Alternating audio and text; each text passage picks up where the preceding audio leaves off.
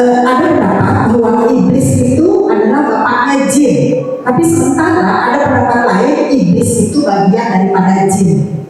Kalau iblis bapaknya jin berarti jin muslim dan jin kafir itu bapaknya iblis begitu. Karena saya baca buku seperti itu, ada yang mengatakan iblis bapaknya jin, tapi sebagian lagi iblis bagian daripada jin.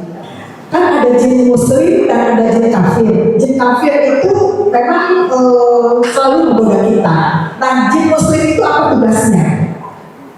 Apa juga dia mengajarkan kita untuk berbuat kebaikan atau bagaimana?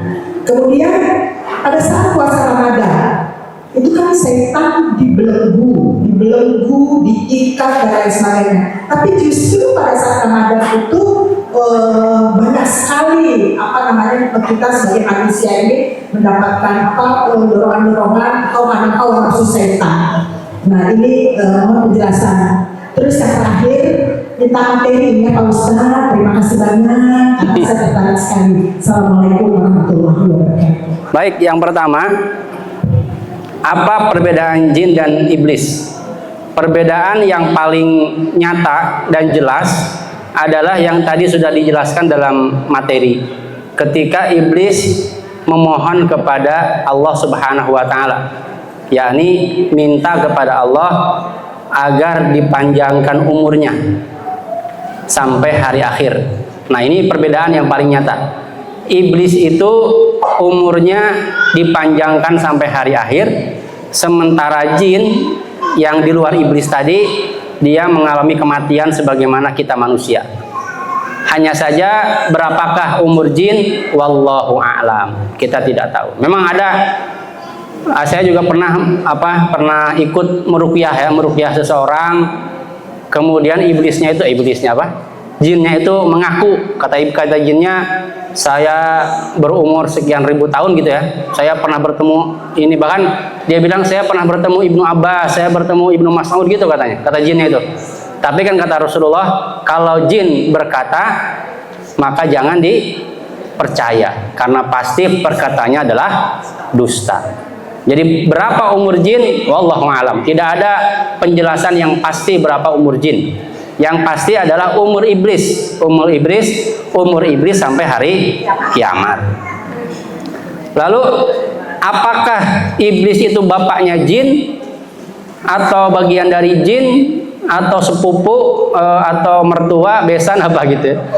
Yang jelas jin ini sebagaimana ayat yang tadi, wakana minal jin, iblis itu bagian dari jin.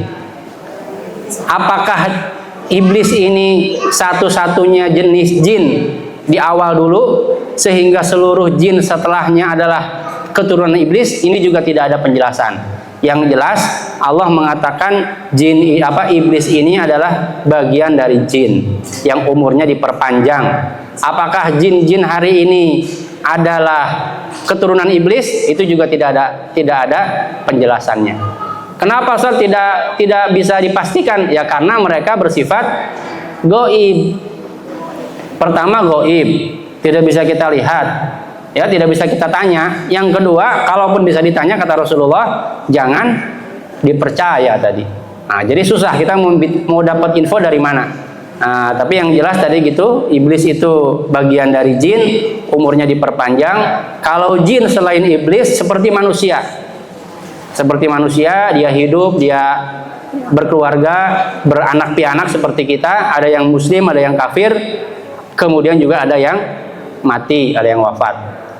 Nah, ini terkait dengan pertanyaan yang kedua. Ada jin muslim, ada jin kafir. Apa tugas jin muslim? Ya, tugasnya jelas dalam Al-Quran Allah menjelaskan, wa ma khalaqtul jinna wal insa illa liya'budun. Tugas jin itu adalah beribadah kepada Allah. Maka kan pernah ya, Rasul sedang sholat malam, begitu Rasul membaca waladdallin, di belakang amin. Untung Rasul tuh. Kalau kita udah lari. Tapi untung Rasul, kata Rasulullah, itu adalah jin yang ikut sholat malam bersama Rasulullah. Jadi tugas jin muslim apa? Ya, tugas jin muslim adalah beribadah kepada Allah. Bagaimana bentuk ibadahnya? Wallahu a'lam. Apakah mereka punya masjid? Wallahu a'lam. Tidak ada penjelasannya. Karena ini makhluk gaib, kita harus banyak-banyak mengucapkan wallahu a'lam. Karena memang tidak tahu kita, gaib namanya juga. Yang jelas, yang dipastikan oleh hadis Rasulullah itu, misalnya istananya iblis itu di atas air. Di mana tuh Ustaz? Wallahu a'lam. Rasul hanya mengatakan istananya iblis di atas air. Nah, apakah airnya air sungai, air danau, air laut? Kita nggak tahu. Karena Rasul hanya mengatakan istana jin, istana iblis di atas air. Itu tugas jin muslim ya Bu ya, beribadah kepada Allah. Apakah jin muslim mengajak kita kepada kebaikan? Tidak ada penjelasannya. Yang ada alladzi yuwaswisu fi sudurin nas, yang membisik-bisikan kejelekan saja. Tidak ada penjelasan jin mengajak kepada kebaikan, ini tidak ada penjelasan. Atau apa di antara kita pernah ada yang mengalami diajak jin kepada kebaikan mungkin? Belum ya? Nah, kalaupun ada ya itu malaikat, insya Allah ya, malaikat. Masjid jin itu dulu ceritanya di tempat itu pernah ada jin yang bersolat berjamaah, maka disebut masjid jin.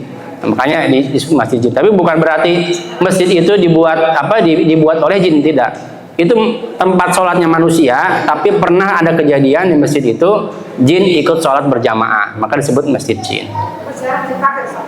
Masih, tapi jinnya udah nggak muncul lagi. Yang ketiga, setan dibelenggu, tapi kenapa masih banyak yang maksiat, masih banyak juga godaan-godaan? Kata para ulama penjelasannya ada dua. Yang pertama, yang dibelenggu itu bapak-bapaknya setan, tapi anak-anaknya masih ada. Ada juga yang mengatakan, para ulama mengatakan yang dibelenggu itu setan dalam bentuk jin, setan dalam bentuk manusia masih bebas. Ya kita lah ya yang mengajak kepada kebaikan. Yang kedua, para ulama mengatakan yang dimaksud dengan diikat itu bukan maksud yang dohir diikat gitu, seperti jinnya diikat di tembok, bukan begitu.